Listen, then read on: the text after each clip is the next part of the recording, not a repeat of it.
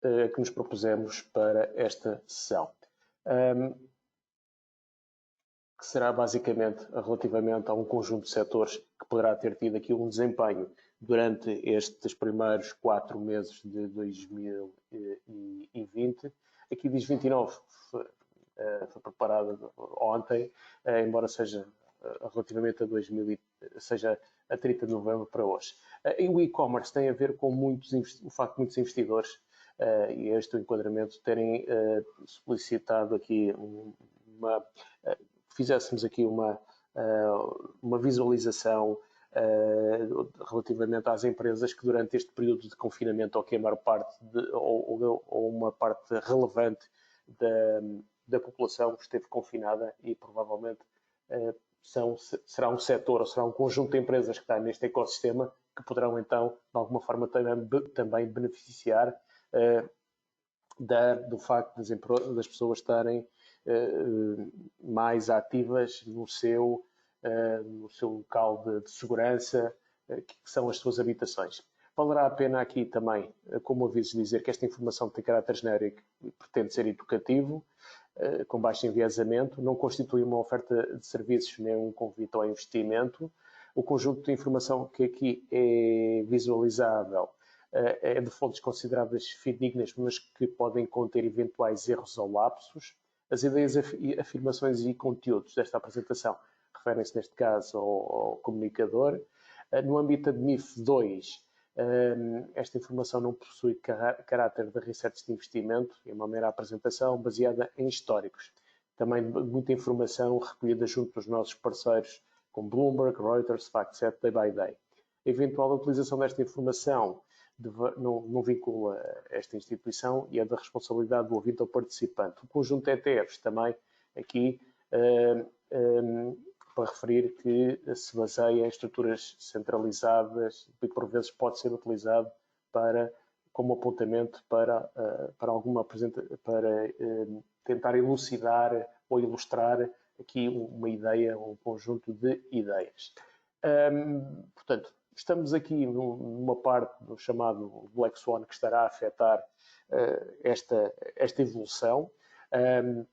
Basicamente baseia-se aqui num surto pandémico, se conhecem da verdadeira origem. Isto aqui também referimos na última apresentação da semana passada, apenas para destacar que tínhamos aqui já um conjunto tivemos um início de ano bastante profícuo, com os Estados Unidos e a Alemanha, por exemplo, a fazerem máximos históricos em termos de ações, em que tivemos o índice de volatilidade também, de alguma forma, a partir quase dos 14% ou 15% para os quase 85%. E a yield que esteve no início do ano dos Estados Unidos, nos 10 anos, próximo dos 2%, chegou a estar aos 0,5% durante o mês de março. E aqui também o facto do crude ter assistido aqui a um valor negativo de menos 40 dólares por barril foi um cenário bastante penalizador e bastante ilustrativo daquilo que é a evolução da economia, que sofreu uma súbita paragem e por um período de tempo já de alguma forma largo. Algumas economias e sociedades correspondem a 6 semanas, noutras apenas 3 ou 4 semanas. Portanto, como me referia aqui, qual é o enquadramento atual? Portanto, temos aqui um mercado, basicamente, o que é que este índice reflete? Este índice aqui de Irfindal e Hirschman basicamente tenta refletir aqui a concentração ou medir onde é que os investidores se concentram mais a sua atividade. Basicamente, aqui, sobretudo, ilustra, ou podemos deduzir desta evolução, é curioso verificar que este indicador está em valores próximos aos verificados durante aqui a transição para o ano 2000. Reflete, sobretudo, aqui duas realidades. O facto dos investidores preferirem mais os ETFs e trackers para capturarem ou para conseguirem obter valorizações do seu património financeiro de uma forma indexada ou de uma forma passiva. e que, de alguma forma, poderá...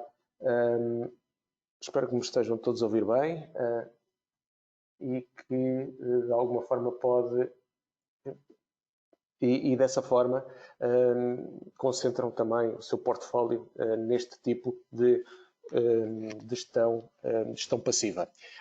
Também reflete aqui o facto de ter bastante exposição nas tecnológicas e com elevada capitalização. Se olharmos para as 3 ou 4 principais empresas, por exemplo, Microsoft, Apple, Amazon, Google, estas 4 devem estar a corresponder atualmente a quase entre 35% a 40%.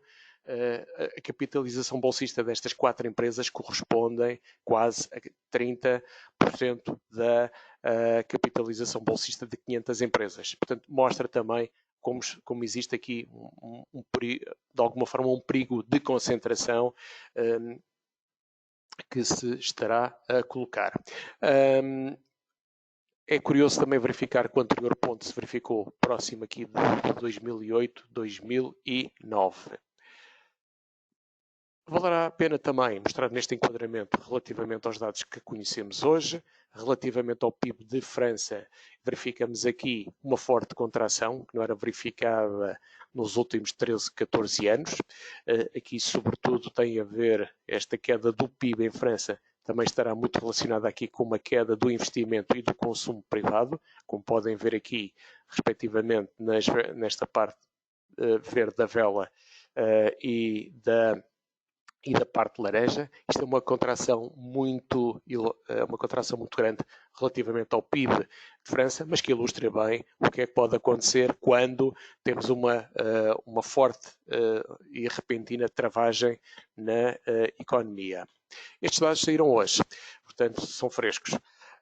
Relativamente, ou quentes, relativamente à Espanha, também verificamos aqui uma contração forte, 5,2% em termos trimestrais, curiosamente também muito abaixo daquilo que se esperava, que era 4,3%, o anualizado também acaba por ter esse impacto, não o referi aqui relativamente à França, também o mesmo, muito pior do que aquilo que era esperado, e se olharmos para os Estados Unidos também será interessante verificar que ontem tivemos aqui uma forte queda do PIB em cadeia dos Estados Unidos de 4,8%. Também é observável aqui pelo consumo das famílias, daqui de personal goods, e também pelo abrandamento do investimento privado. Portanto, aqui mais ou menos as mesmas variáveis, mostrarem que a pandemia acaba por se refletir nas economias, basicamente da mesma forma. Olhando também pondo aqui também em perspectiva sobre a evolução da economia, do PIB dos Estados Unidos, podemos ver que a contração, está aqui um conjunto de pontos que mostra, reforçam aquela ideia do quadro há bocado, e que tal se também observou em 2008, quando também tivemos aqui algumas quedas. Aqui estamos a ter este primeiro trimestre não é tão... não se verifica de uma forma tão suave como observámos em 2008, 2009. Começamos já com um valor extremo, portanto vamos ver como é que vai ocorrer relativamente ao segundo trimestre, onde sentimos também o maior impacto do abrandamento ou do confinamento. Relativamente ao consumo, neste caso dos Estados Unidos, peço desculpa, verificamos que aqui teremos, desde o final da Segunda Guerra Mundial do século passado, tivemos aqui um forte abrandamento, uma contração de 10,2%, portanto, o que não se verificava já num largo período de tempo, portanto, algo que as empresas e as economias e os Estados não estariam à espera. Este forte abrandamento no consumo, obviamente, se reflete depois na capacidade das empresas criarem receita, terem lucros e criarem postos de trabalho, e depois também em cadeia ou de uma forma dinâmica também na capacidade que as empresas, que os Estados têm de conseguir impostos e de financiarem também toda a economia social e todo o conjunto de valências que mantêm, como a segurança, a parte da saúde, a parte da educação, em todos esses pilares. Também valerá a pena aqui destacar que do conjunto das empresas que estão a apresentar estimativas de resultados e de receitas relativamente ao primeiro trimestre, quase 90% não estão a dar o guidance ou as perspectivas para os próximos trimestres, nem para o seguinte. Poderíamos estar aqui, estes 90% podem ser um bocado de extrapolação, mas mesmo que fosse 60% ou 70%, se este valor tivesse sobreajustado, também já era um valor penalizador. Portanto, mostra aqui o grau de incerteza que é elevado e a elevada volatilidade que imperou nos preços, não só dos ativos financeiros, mas também das mercadorias, como é o caso bastante notório relativamente ao cruze, e que foi necessário também, de alguma forma, os bancos centrais inundarem de liquidez de alguma forma para terem aqui alguma estabilidade dos mercados, não só financeiros, mas também relativamente à economia real.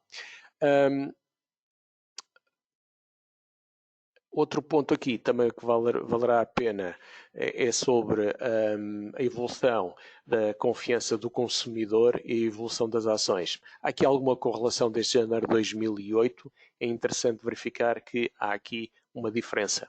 Aqui, neste momento, temos a confiança em baixos valores e temos aqui o S&P a refletir esta subida como recuperação. Daqui poderemos só ter 2 pontos. Ou, se esta correlação se mantiver, só poderemos ter 2 pontos. Ou a confiança começa a ser retomada, e tal pode acontecer agora, com as pessoas a retomarem o seu circuito e as suas rotinas de trabalho e da vida cotidiana, ou o S&P poder fazer aqui algum ajustamento relativamente às variáveis que vimos atrás, que destacamos já. Novamente, a contração das economias, o impacto que isso tem no crescimento do desemprego e nas menores receitas e lucros que daí podem advir.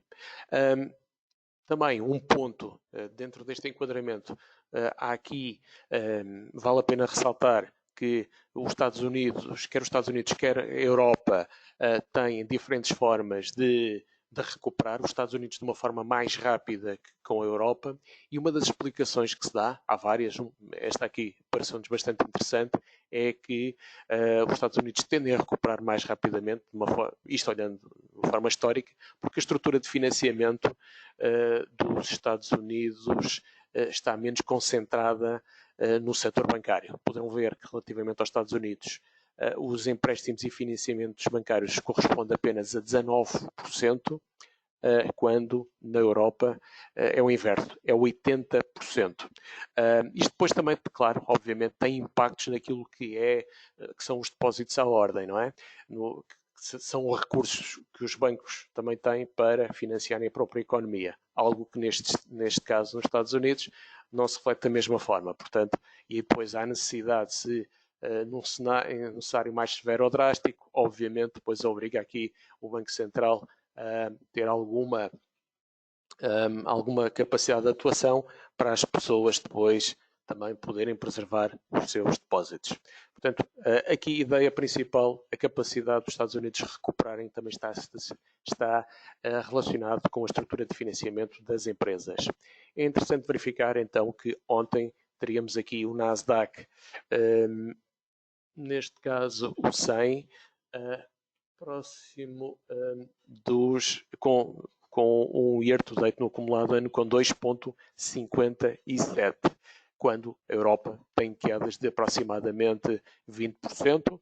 Curioso ver que o S&P é apenas 5,7%. Portanto, 5,7% que compensa aqui com, provavelmente, o suíço, o mercado precisa fazer melhor, e depois o segundo melhor é quase o dobro da perda com os índices nórdicos aqui a perderem 11,40. Tal também se reflete em termos das avaliações. Se olharmos para aquilo que são as estimativas para este ano, enquanto os Estados Unidos têm aqui múltiplos no S&P de 22,58 os EPS, os resultados, e o Nasdaq 30. Na Europa temos aqui o Eurostoxx 50 com 16,62 e aqui o DAX já com 17,57. Portanto, de alguma forma, os Estados Unidos negociam a prémio porque acreditam aqui numa recuperação mais rápida relativamente à Europa. A Europa também está aqui a debater o fundo da reestruturação, a forma depois, qual vai ser o formato, qual vai ser a estrutura e como é que se vai colocar. Os Estados Unidos já desenharam, já vão provavelmente no segundo veículo ou terceiro para poder ajudar a recuperação da economia depois do confinamento. Relativamente à Ásia, será curioso também verificar aqui que os múltiplos não estão muito mais elevados que a Europa e mesmo assim apresentam de alguma forma retornos acumulados também bastante abaixo da média da Europa. Será curioso ver que a China está com 4,11, a China que teve o impacto da pandemia, principal impacto da pandemia, que depois foi exportada para os outros países. Portanto, já mostra aqui, de alguma forma, uma recuperação. Também não é estranho o facto de o peso da economia sentimos agora mais neste período, o peso da economia exportadora da China relativamente à economia global já é bastante relevante. Um outro ponto também que importa aqui sublinhar é aqui a relação entre a dívida face ao rácio de dívida, neste caso relativamente aos Estados Unidos, e verificamos que está em valores, isto aqui é do US Treasury Federal Reserve, que está em valores extremos, portanto em máximos desde 1974, quando a velocidade da oferta do M2, portanto, aqui neste caso, notas e moedas em circulação, se encontra em valores mínimos. É interessante verificar esta evolução. Relativamente também ao Bloomberg Commodity, podemos verificar que ele se encontra atualmente, em 2020, tem valores equiparáveis à década de 70 do século passado. Portanto, em inícios da década do século passado, quando tivemos, salvo erro, a primeira ou a segunda crise petrolífera. Porém, aqui também, como o dólar, neste momento, a mercadoria, o dólar nesta altura tinha mais valor do que atualmente, mais valor, por exemplo, porque o rácio de dívida soberana não era tão elevado e o peso do Estado não era tão elevado, portanto, nesse facto, o dólar tinha mais valor. Portanto, isso mostra mais o agravamento, então, em termos relativos das mercadorias atualmente, comparativamente com 1900, com este princípio da década de 70. Uma notícia aqui positiva também mostra, isto é evidenciável através, vale a pena consultarem o Financial Times, vai atualizando estes dados diariamente. Aqui nós escolhemos a 28 antes de ontem e é interessante verificar que o pico da pandemia, portanto, já chegou aqui a um conjunto de países, provavelmente exceto aqui relativamente à Rússia, uma outra economia, mas é interessante verificar que aqui o pico da severidade desta primeira vaga, se é que existirão próximas, portanto, já se verificou que permitirá provavelmente agora começar a equacionar preparar as equipas, preparar as sociedades para as próximas vagas, se assim se verificar. Também valerá a pena aqui observar que o impacto que existe entre o lockdown, portanto, a paragem da economia e também o impacto que isto tem em termos de decréscimo do PIB. E aqui, neste caso, mostra que quanto maior o confinamento, claro, maior irá ser também maior será a quebra do PIB. basicamente, quanto mais tarde foi a reação, também maior depois implicará o período de confinamento e dessa forma também a forma como o PIB depois se vai contrair e o esforço financeiro que é necessário, o esforço financeiro que deve representar dívida depois também para fazer essa recuperação e essa retoma. Último slide de enquadramento. Tem a ver também com o conjunto de bear markets desde 56. A média foi de 35,8, a mediana está aqui nos 34,6 e depois a recuperação face ao ponto mais baixo do bear market, em média foi 16,2 e 13,6. É curioso ver que tivemos aqui um ajuste entre o máximo e o mínimo, foi 34,9, porém verificamos que em termos de recuperação máxima foi 31,2, se entretanto o S&P não passar para novos ganhos. Portanto, pela primeira vez também tivemos, não foi a queda mais severa, tivemos aqui em outubro de 2007 ou em 2000, valores mais drásticos, e as recuperações foram de 24% e 27%. Desta vez tivemos 31%, quando em média 16,2% e em mediana 13,6%. Conclusão aqui a tirar, provavelmente se depois desta queda tivemos uma recuperação, este máximo de recuperação, provavelmente poderá haver agora mais alguma consolidação antes de equacionar uma nova perna de valorização. Ok, então aquela ideia, o que é que estará a funcionar? Olhando aqui para os principais índices, todos de ações, tirando o Nasdaq 100, como verificamos, efetivamente está positivo. Verificamos aqui com 2,7, pode haver aqui algum ajustamento face ao que verificamos anteriormente. Também é curioso ver aqui os índices de volatilidade também mostram um desempenho positivo, quer também aqui relativamente aos contratos de dívida soberana, como o Bund dos Treasuries norte-americanos ou o Gilt inglês. E também aqui relativamente ao ouro com 12,1. Portanto, o que é que estará a funcionar em termos de ações no acumulado do ano, year to date, 2,7. Depois aqui os índices de volatilidade permitem fazer coberturas dívida soberana e o ouro. No acumulado, se olharmos para este ponto, valerá a pena então verificar tudo o resto. Neste momento também transmite algumas perdas. Portanto, desempenho, Nasdaq 100, soberanas, volatilidade e ouro. Também é curioso verificar que, face ao mínimo verificado a 23 de março, temos aqui subidas bastante atrativas e apenas acima da média móvel dos 200 dias, temos apenas aqui o Nasdaq 100 com quase 9%, e depois aqui também com o ouro.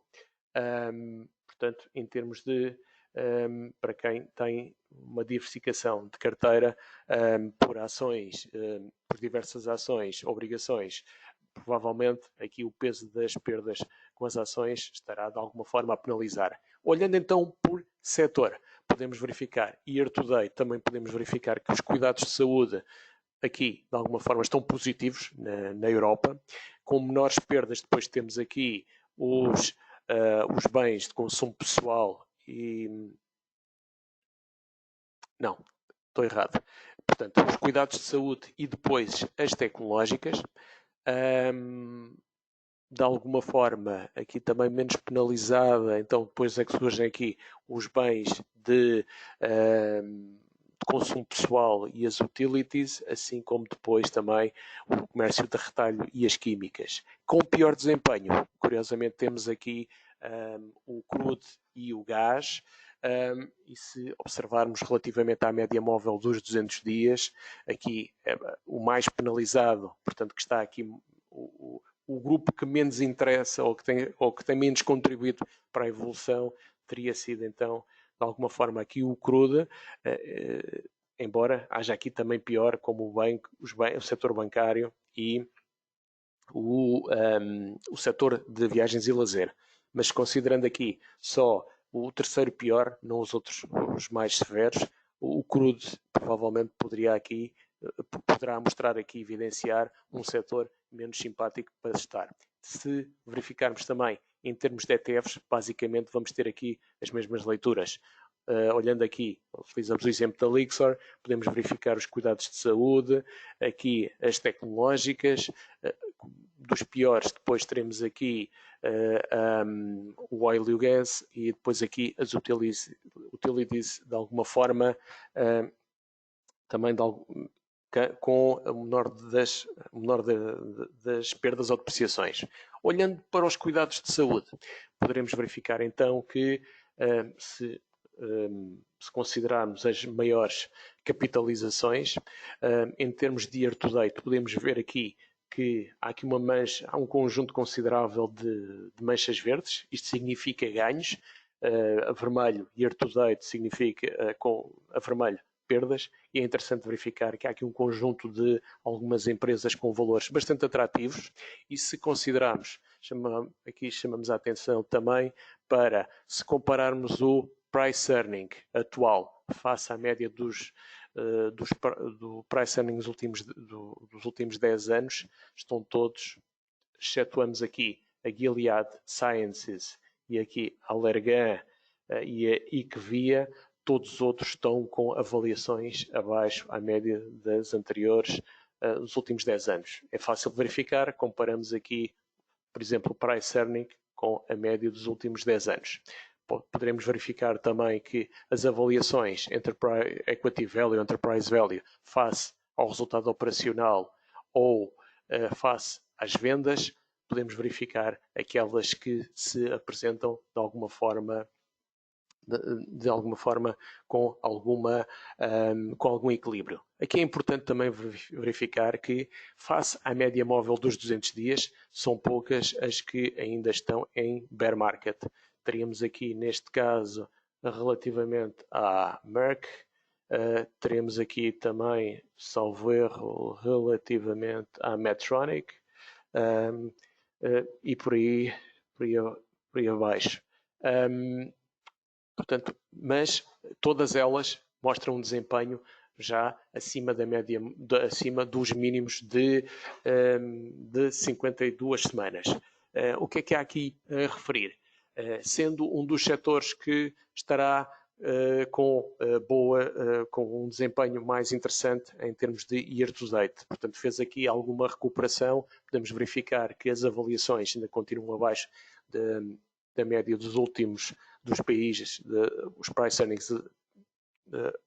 earning ratio dos últimos 10 anos. Em termos de enterprise value face ao resultado operacional ou face às vendas, também temos aqui de alguma forma alguns valores de equilíbrio. Portanto, é um setor que pode ser ainda de alguma forma defensivo e mostrar aqui alguma capacidade de continuar a performar ou desempenhar de uma forma adequada. Olhando apenas para as empresas europeias, e aqui basicamente é uma outra forma de apresentar, considerando os return on assets, portanto o retorno dos seus ativos, o retorno dos capitais próprios positivos, e aqui com o free cash flow, as condicionantes, colocamos apenas aqui para escolher estas empresas. Portanto, a relação entre a dívida líquida e o resultado operacional tem que ser inferior a 4 vezes. A relação entre a capitalização bolsista, o market cap, face às receitas tem que ser inferior a 5 e tem que ter um free cash flow. Portanto, free cash flow significa capacidade de libertar de autofinanciamento através da geração de recursos superior a 3. Portanto, quanto maior este valor, maior a sua capacidade de autofinanciamento. É interessante verificar que há aqui um conjunto de empresas que ainda no acumulado do ano ainda estão negativas, mas apresentam um equilíbrio financeiro razoável e interessante. Primeiro porque têm retorno dos capitais próprios positivos, pelo menos no último exercício encerrado, também relativamente aos ativos, e o WACC, o Weighted Average Cost of Capital, que possa ser de alguma forma também menor ou abaixo da média do setor para serem elegíveis. Há aqui um conjunto de empresas que provavelmente valerá a pena, de alguma forma, acompanhar, quer sejam as grandes capitalizações, como por exemplo uma Roche ou uma Novartis, algumas empresas também como ou a SmithKline, ou umas capitalizações menores como a Fresenius, que podem valer a pena fazer aqui uma análise mais interessante ou mais aprofundada para ver se faz sentido fazer parte do portfólio. Não posso dar aqui a minha opinião, em termos de compliance, não posso estar aqui a referir qual seria, mas há aqui uma amostra, uma amostragem interessante. Relativamente ao oil and gas, e acompanhamos aqui, não é das que desempenharam melhor, seguramente não é das que desempenham melhor, porque, como observaram, estava na terceira posição, aqui estaria na terceira posição em termos de desempenho, aqui através dos ETFs era como estivesse a perder 29,95, ficando um pouco melhor do que viagens e lazer e do que o setor bancário, mas porque aqui apresentamos pelo facto de muitos investidores têm perguntado qual será a melhor forma de capitalizar uma recuperação do preço do crude. O WTI, o S&P Texas está a 17,62, o Brent 25,21. O facto das pessoas estarem confinadas não é possível consumir toda esta logística e tudo o que está armazenado, portanto, a pressionar aqui o preço do crude, mas provavelmente com o retomar dos seus circuitos e do seu cotidiano, do seu ritual de cotidiano, provavelmente as pessoas começam a deslocar-se e então estes 30%, 40% do consumo, do conjunto do consumo de crude, quase 30 a 40% corresponde ao tráfego rodoviário. E nessa perspectiva, havendo essa retoma, mesmo que gradual, provavelmente o preço do crudo, de uma forma por inércia, poderia ter alguma tendência para reagir. Agora, não sabemos a partir de que ponto é que isso possa acontecer. Por isso é que estaríamos... é interessante verificar que, se compararmos, e aqui valerá a pena ver, este aqui é o futuro, é o genérico do futuro do WTI. Podemos verificar que está a perder 71,3%. O uso, que é muito perguntado, perde 82%, e o que também segue de alguma forma as variações do preço do crude é o crude P. Podemos verificar que estará a perder aqui qualquer coisa como 74,54. Se, em vez de estarmos a olhar apenas para estes, se olharmos para a evolução das companhias petrolíferas, então podemos verificar que há aqui empresas que até estão a fazer bem. Se olharmos para uma Galp, por exemplo, ela só está a perder neste momento 28, ou ontem só perdia 28,62 e tem permitido de alguma forma também capitalizar dos mínimos registados. Se olharmos por esta linha, por exemplo, para a Galp, face ao mínimo de março, estará a ganhar 37,31. Face à média móvel dos 200 dias, está próxima dos 19,43. Face ao topo, está nos 33,39. Só estes dois, só o facto de estarmos mais de 20% abaixo do máximo e abaixo da média móvel dos 200 dias, não mostra um sinal muito positivo. Mas mostra também que, se o crudo começar a recuperar e os restantes índices mostrarem um sinal mais positivo, poderá haver aqui um desempenho mais positivo. Mas vamos olhar aqui para um ponto mais positivo. Podemos verificar que nesta EOI, por exemplo, no year to date está a ganhar 0,38. Esta é uma finlandesa, está acima da média móvel dos 200 dias e está a menos de 20%, está melhor que os 20% abaixo do pico. Portanto, saiu de alguma forma aqui do bear market. Se olharmos outra, por exemplo, a Siemens Gamesa, esta não é petrolífera, esta aqui é, obviamente, nas energias alternativas, assim como a Vestas, também estão muito próximas da média móvel dos 200 dias e não estão, têm variações inferiores aos 20%, estão melhores que os 20%, de uma forma mais benigna do que a queda do preço do do seu último máximo dos 52 dias. Portanto, se olharmos aqui para os mercados americanos, aqui mais, de alguma forma, mais fortemente penalizados, mas, curiosamente, têm desempenhos melhores que o year-to-date aqui, quer dos ETFs que seguem o crude ou o próprio crude. Atenção, muita atenção nos investimentos, ler muito bem os prospectos relativamente a estes ETFs para os investidores que estão a começar a investir neste tipo de ativos. Para quem está a olhar para as petrolíferas no curto, médio e longo prazo, aqui também tem a vantagem de poderem receber os dividendos, exceto, por exemplo, a Shell, que fez um corte no dividendo para que tinha programado e hoje foi penalizada com 7 ou 8%. Portanto, tal também pode vir a acontecer, mas, por outro lado, se o crudo começar a recuperar, provavelmente pode ser um veículo de recuperação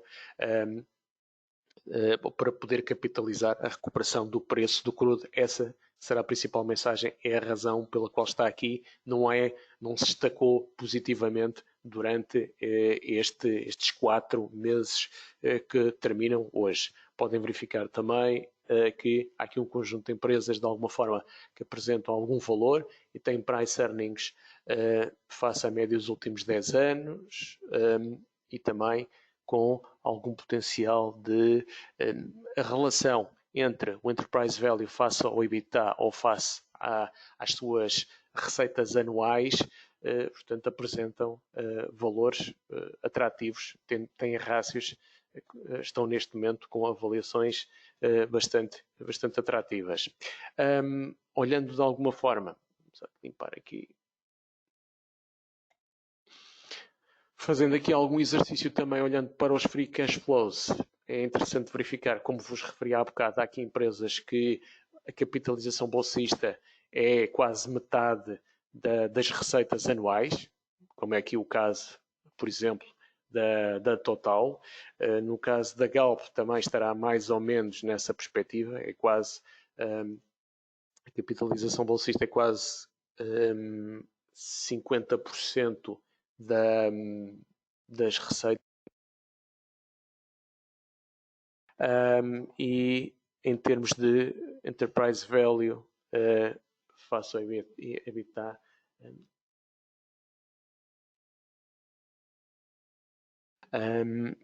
quer relativamente às vendas, tem aqui alguns rácios que estão interessantes.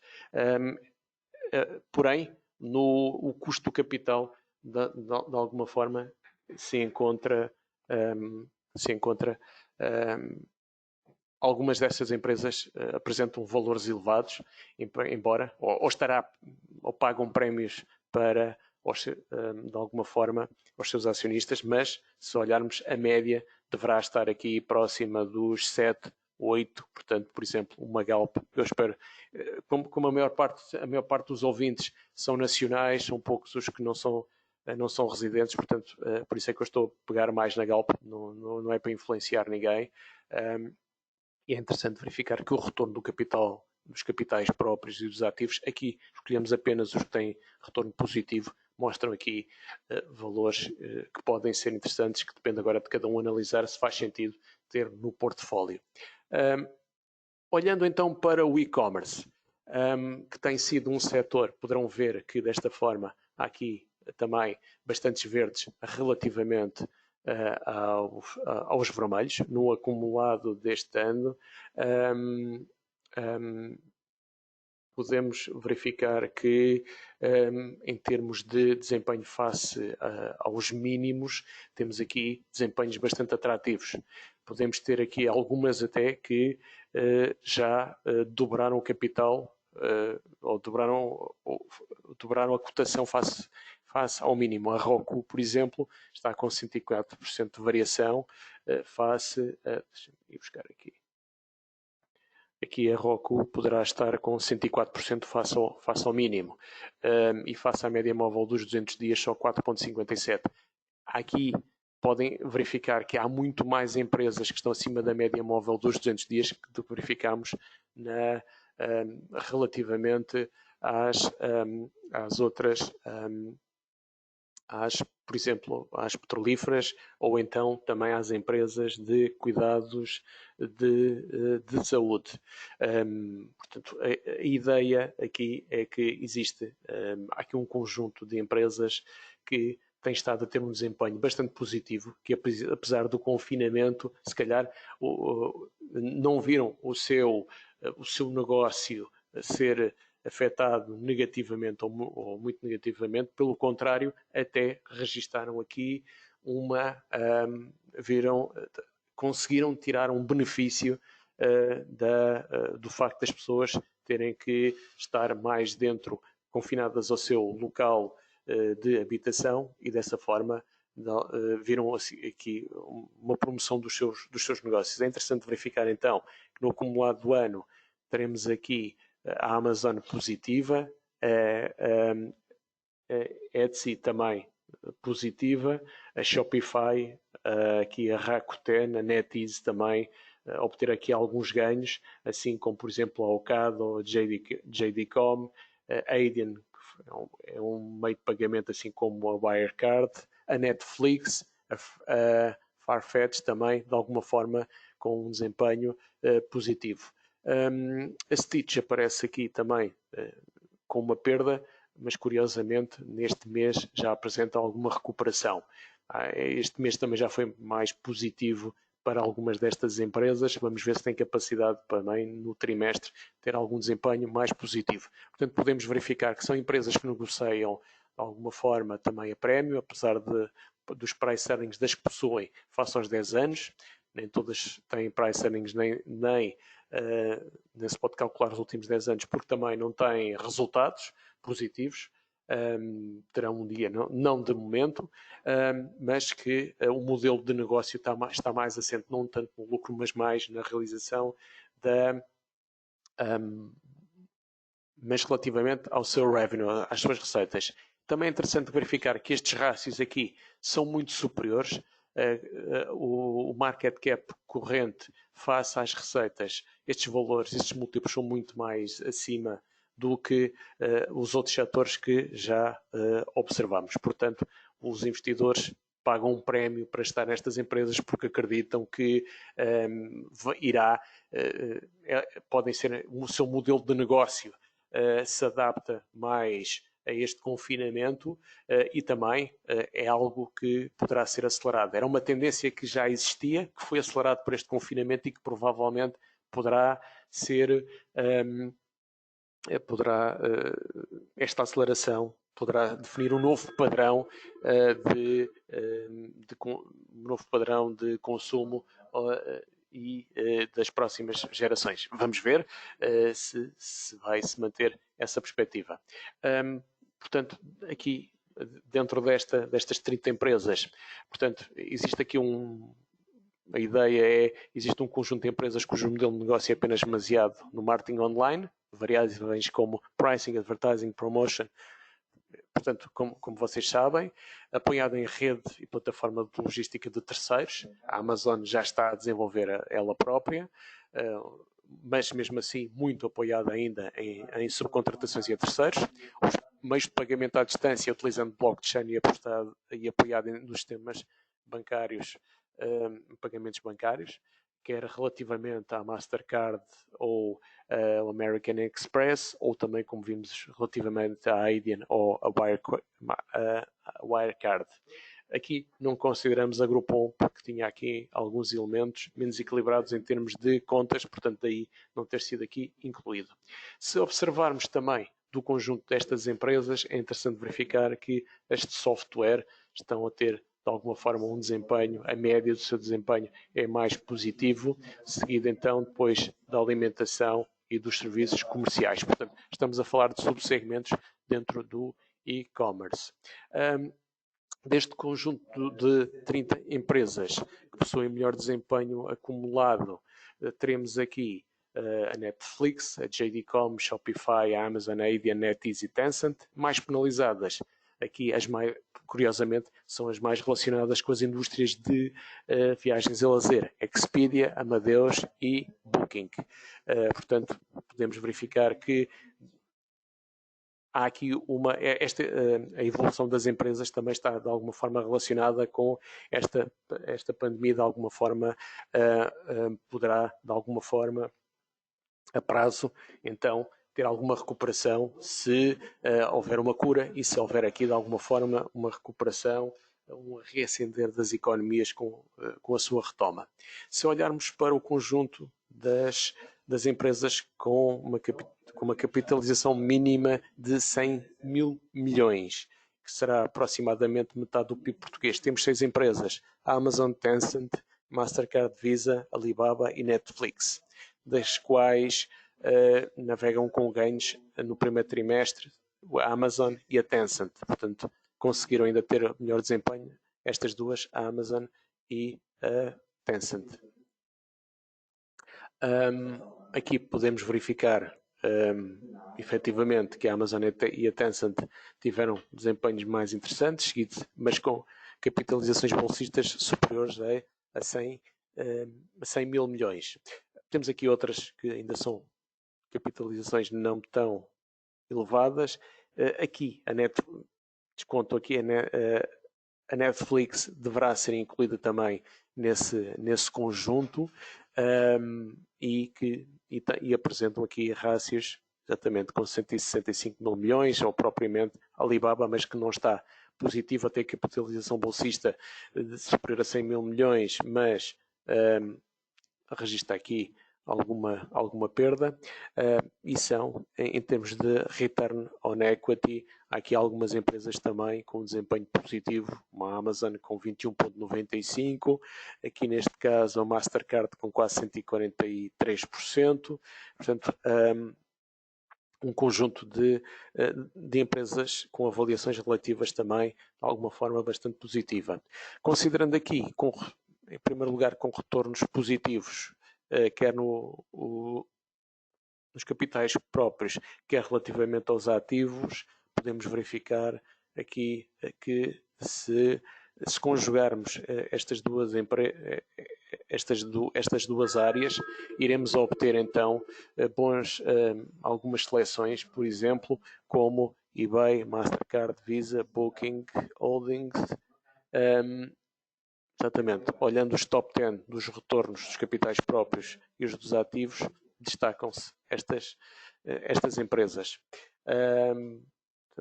que de alguma forma podem estar também a ser penalizadas com a atual realidade.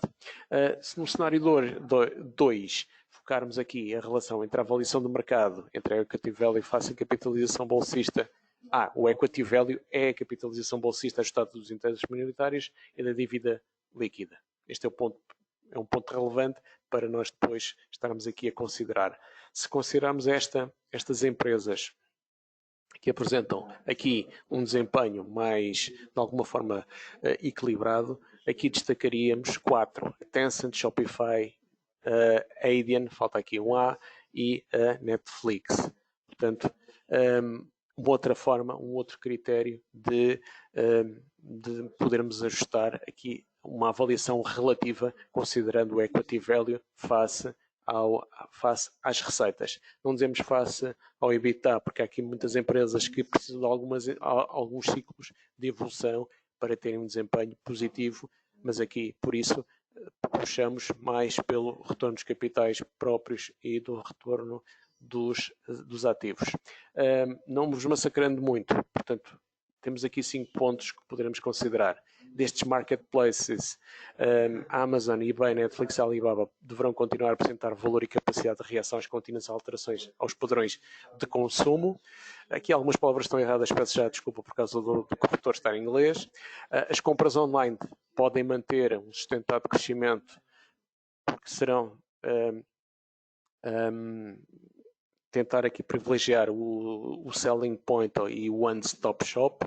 A logística, como a UPS e FedEx e os meios de pagamento, continuarão a ter aqui alguns desafios de encargos com a redução dos encargos e pressão das margens das receitas. Portanto, aqueles negócios mais tradicionais da logística ou os meios de pagamento, aqui de alguma forma mais penalizados, como por exemplo os meios de pagamento mais baseados em blockchain, como a Adyen, que podem merecer aqui pontualmente ou de acordo com o momento do mercado, poderão merecer umas entradas oportunísticas.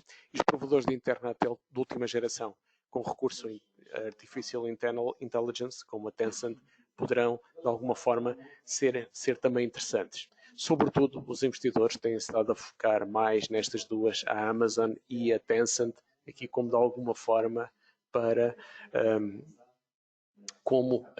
poderem estar a capitalizar aqui na parte do e-commerce, apesar de termos aqui 30 empresas e termos falado aqui também em duas formas de cenarizar, ou com base apenas nos retornos capitais próprios e dos ativos, e também considerando aqui a sua capitalização bolsista ajustada da tesouraria relativamente às suas receitas.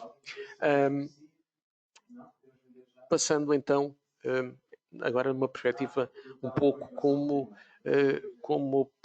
como perspectivas, entrando aqui na parte final desta apresentação, é interessante verificar que o S&P 500 está novamente aqui com um múltiplo de quase um price earning quase de 21 pontos.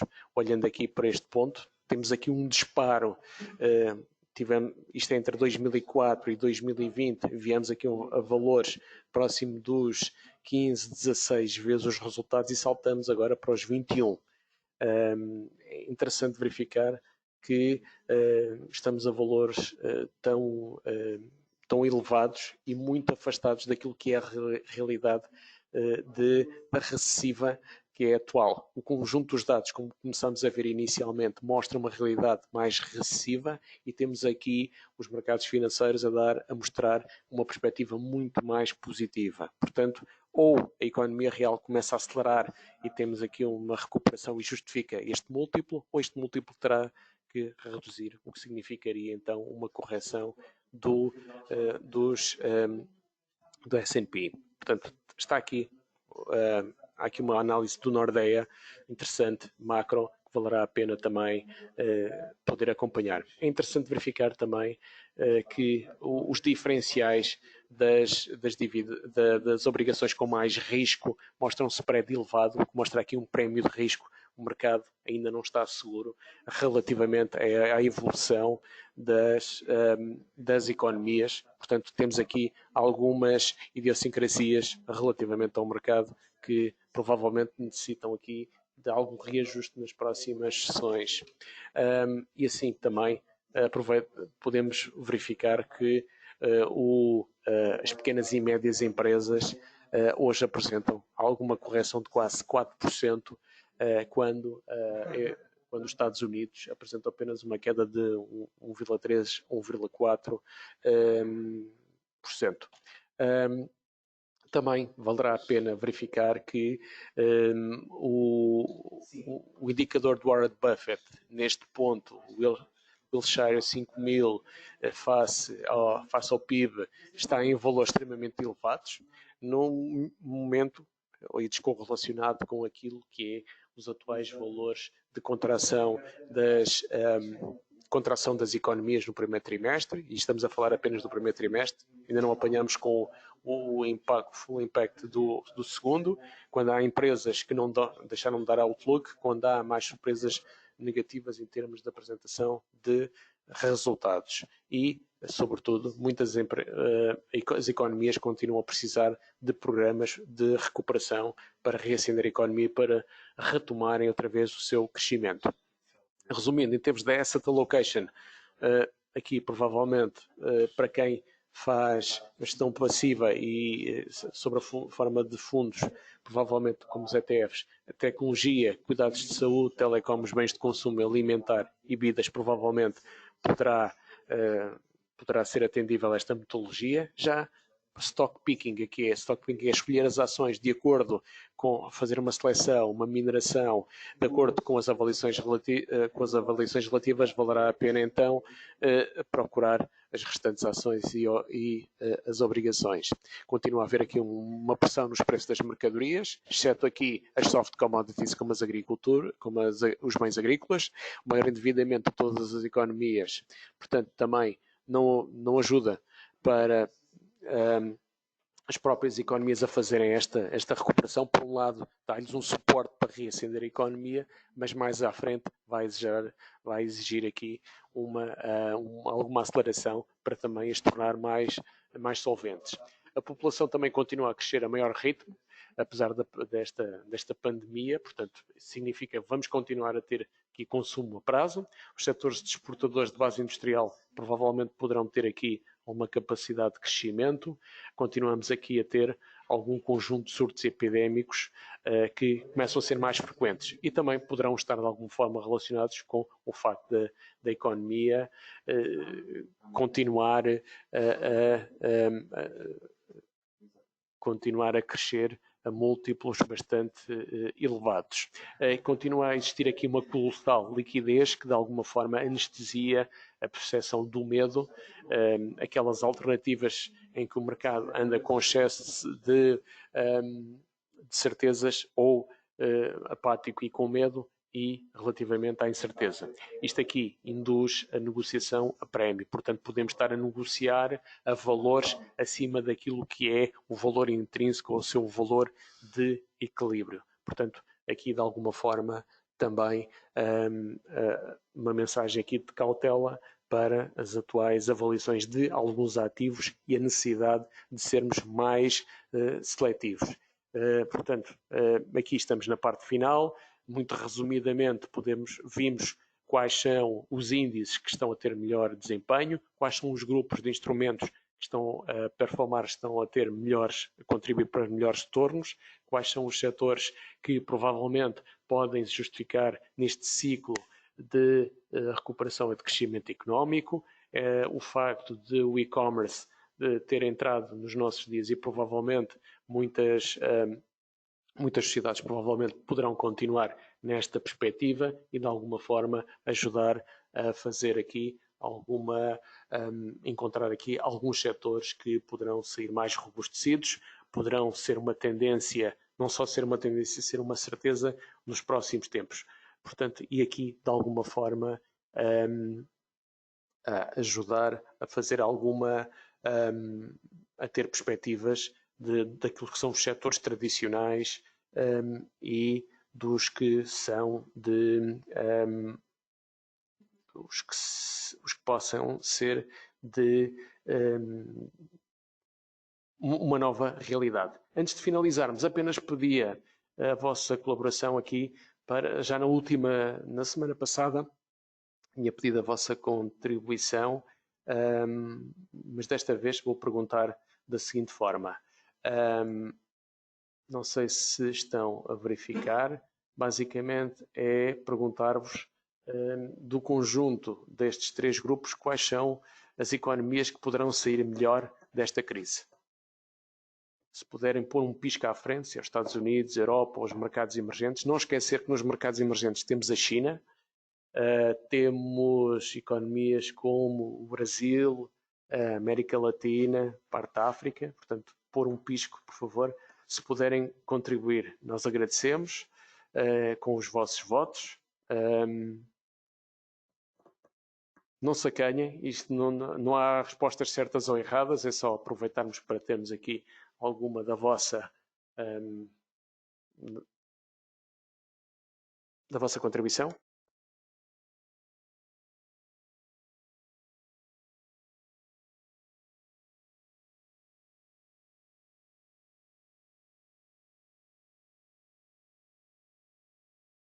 Ok, 2/3 já votou. Se puderem...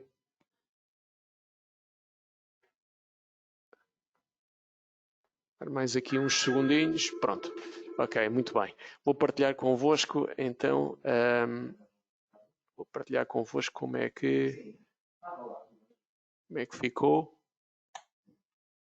Portanto, ficamos assim. 67% votou nos Estados Unidos, 6% na Europa, 27% nos emergentes. É interessante verificar esta posição. É muito, muito interessante. Pensava que ficaria mais equilibrado, que a Europa teria aqui mais algum, pelo menos 2 dígitos, enganei-me. E já agora, também aproveitava E lançava também, já agora, não sei se estão a ver, o que é que vocês acham que possa ser a duração desta pandemia? 3 meses, 6 meses, 9 meses, 12 meses? É a última, não vos incomodo mais. Aproveitava já que temos aqui bastantes pessoas, conseguimos aqui um grupo bastante interessante de pessoas, aproveitava se puderem votar. Temos aqui um conjunto de pessoas bastante abrangente, diversificado, com alguma heterogeneidade, por isso é que estou a aproveitar para vos pedir.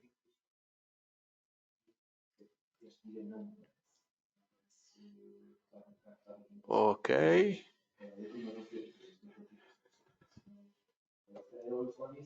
Esta aqui já tive mais participação. Ok. Agora vou partilhar convosco. Pronto.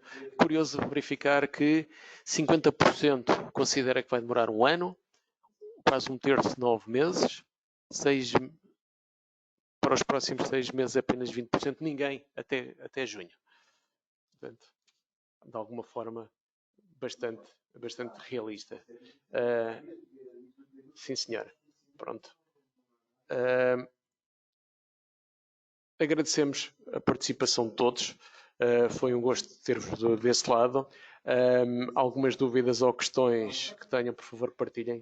Podem enviar para este mail, apoioinvestidor@globalink.com ou apoioinvestidor@bancarosa.com ou contactarmos. Isto vai ficar disponível no site do banco em princípio amanhã ou segunda-feira, e devemos enviar-vos também uns questionários para poderem avaliar esta apresentação de forma a melhorarmos. Portanto, foi um prazer. Obrigado pela vossa presença. Contamos convosco nos próximos webinars. Votos de bons investimentos e, sobretudo, muita saúde. E obrigado pela vossa presença e bem-ajam. Boa tarde.